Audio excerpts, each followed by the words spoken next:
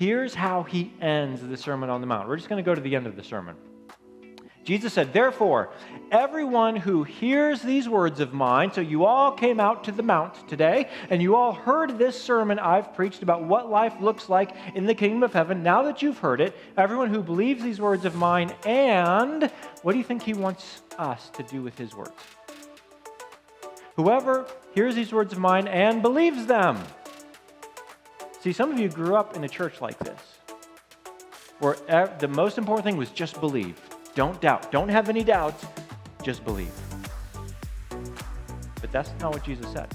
Whoever hears these words of mine and feels like really, really convicted.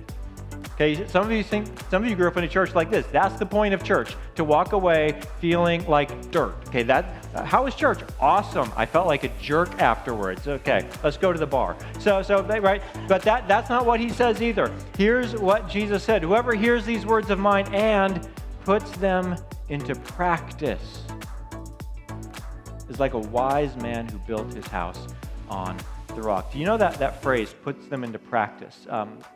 Matthew wrote in the Greek language. That was just the common language of his generation throughout the world. And this Greek word, put them into practice, occurs 23 times in the Sermon on the Mount. So the point of what Jesus is teaching is this: the kingdom of heaven is not merely a belief system. And it is not an agreement with. It is a life that implements the values of the kingdom of heaven. It is a person who orders his or her life according to the values of the kingdom of heaven. Not who believes it's true, but who does these things in their life. That person is like a wise man who built his house on the rock.